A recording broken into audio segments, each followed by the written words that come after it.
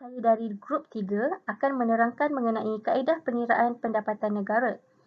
Kaedah pengiraan pendapatan negara yang menjadi amalan di Malaysia adalah melalui 3 kaedah iaitu kaedah pendapatan, kaedah keluaran dan kaedah perbelanjaan.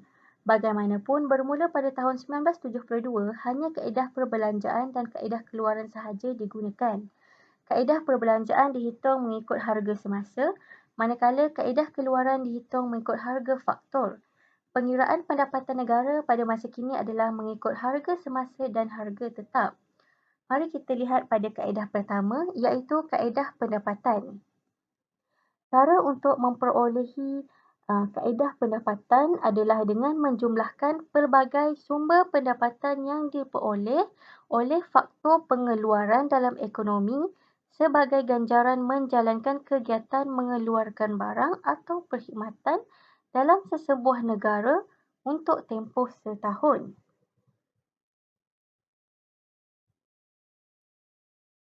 Faktor pengeluaran yang digunakan oleh firma dalam ekonomi adalah seperti tanah, bangunan, tenaga kerja, modal dan pengusaha. Jenis pendapatan yang diperolehi oleh faktor pengeluaran tersebut dijelaskan seperti berikut. Yang pertama adalah sewa. Sewa ialah apabila seseorang yang memberikan tanah atau bangunan miliknya untuk digunakan dalam aktiviti pengeluaran akan memperoleh pendapatan dalam bentuk sewa. Yang kedua, gaji dan upah. Ini merupakan pendapatan yang diterima oleh tenaga kerja mahir dan tidak mahir. Gaji dan upah yang diambil kira dalam pengiraan pendapatan negara ialah gaji dan upah kasar iaitu sebelum ditolak dengan cukai pendapatan, caruman KWSP dan caruman Perteso atau kata lainnya gross salary. Yang ketiga, faedah atau bunga. Bunga merupakan pendapatan yang diterima daripada penggunaan modal dalam nilai wang seperti tabungan dalam institusi kewangan, sumbangan modal wang dalam perniagaan, pelaburan saham dan pemegangan ekuiti dalam perusahaan. Faedah yang diambil kira dalam pengiraan pendapatan negara ialah faedah bersih setelah ditolak dengan kadar faedah atas pinjaman penggunaan dan pinjaman kerajaan.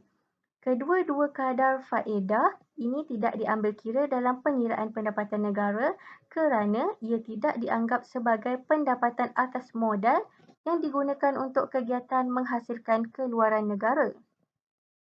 Yang keempat adalah keuntungan. Keuntungan merupakan pendapatan yang diperoleh oleh firma atau pengusaha daripada kegiatan pengeluaran yang dijalankan dalam ekonomi.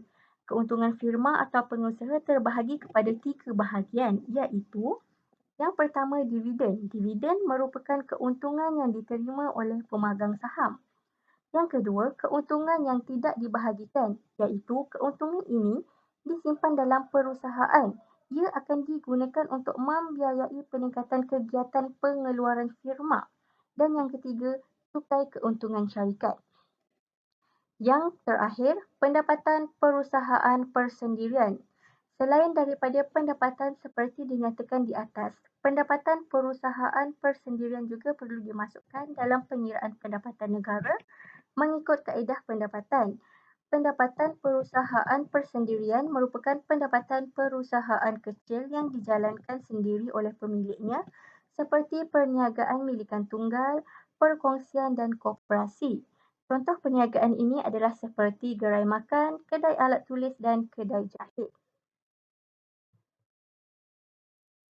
Pengiraan mengikut kaedah pendapatan adalah seperti ditunjukkan oleh jadual 2.1. Pengiraan pendapatan negara mengikut kaedah pendapatan seperti yang telah saya terangkan sebentar tadi.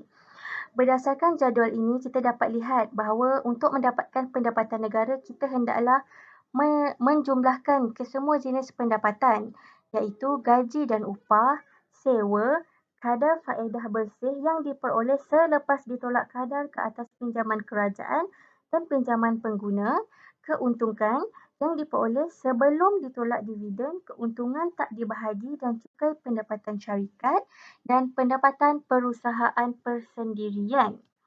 Penjumlahan semua jenis pendapatan yang diperoleh faktor pengeluaran merupakan pendapatan negara yang juga bersamaan dengan keluaran negara bersih yang dinilai pada kos atau harga faktor.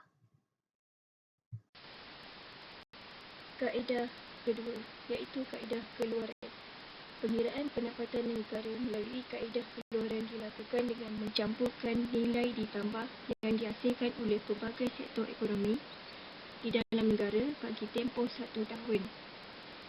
Nilai ditambah merupakan peningkatan nilai barang yang dinyatakan dalam nilai wang setelah melalui setiap peringkat proses pengeluaran dalam suatu kegiatan ekonomi tertentu. Sebagai contoh, pengiraan nilai ditambah dalam proses membuat kerusi akan ditunjukkan oleh jadual berikut. Jadual pengiraan nilai ditambah dalam proses membuat kerusi. Kegiatan yang terlibat adalah seperti membalak, menggaji, menghasilkan kayu papan, membuat kerusi dan jualan runcit. Nilai keluaran bagi membalak adalah 200, menggaji 300, menghasilkan kayu papan 500, membuat kerusi 600, jualan runcit 1100.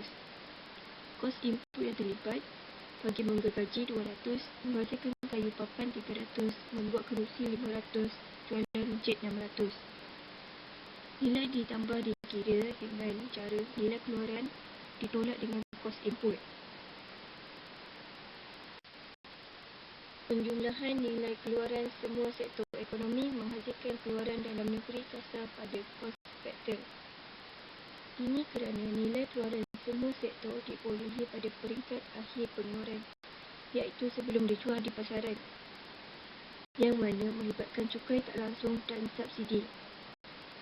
Apabila keluaran dalam negeri kasar pada cost factor ditambah dengan cukai tak langsung dan ditolak dengan subsidi, maka diperolehi keluaran dalam negeri kasar pada harga pasaran. Untuk kaedah yang terakhir ialah kaedah perbelanjaan. Kaedah perbelanjaan ialah kaedah penghitungan pendapatan negara yang menjumlahkan kesemua perbelanjaan ke atas barangan dan perkhidmatan akhir yang dihasilkan dalam ekonomi. Pengiraan ini dapat mengelakkan masalah pengiraan dua kali.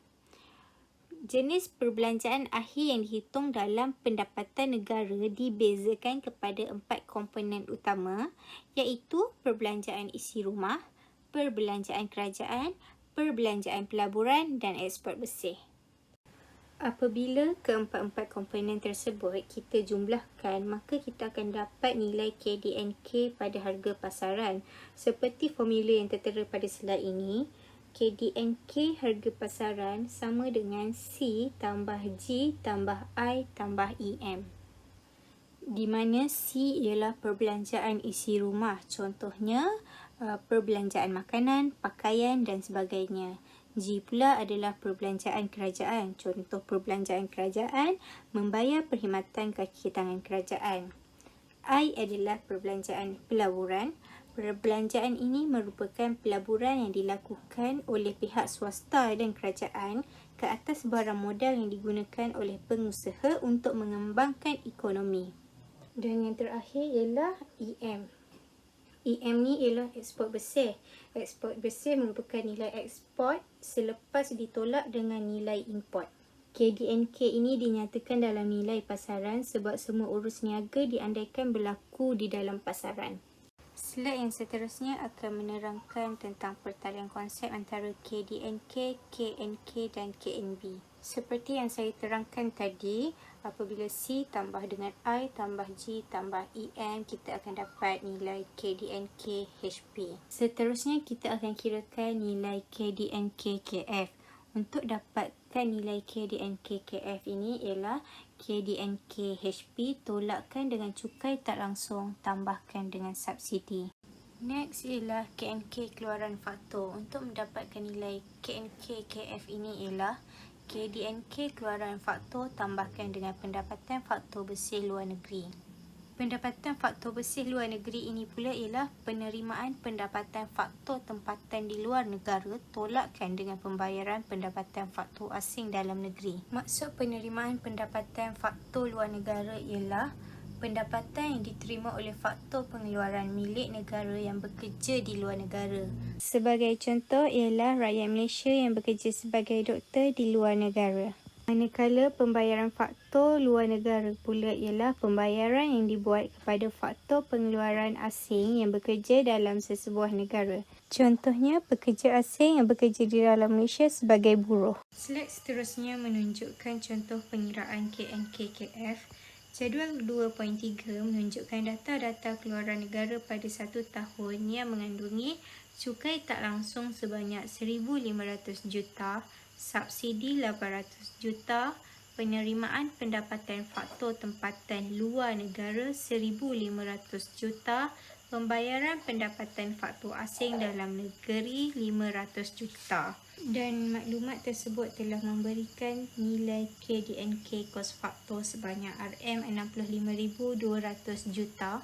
Untuk mendapatkan nilai KNKKF dengan menggunakan formula KDNKKF tambahkan dengan penerimaan pendapatan faktor tempatan luar negara tolak dengan pembayaran pendapatan faktor asing dalam negeri. Jadi nilai KDNKKF yang telah diberikan adalah RM65,200 juta tambahkan dengan penerimaan pendapatan faktor tempatan luar negara sebanyak 1,500 juta tolakkan dengan pembayaran pendapatan faktor asing dalam negeri sebanyak 500 juta. Dan kita akan dapat nilai KNKKF sebanyak RM66,200 juta.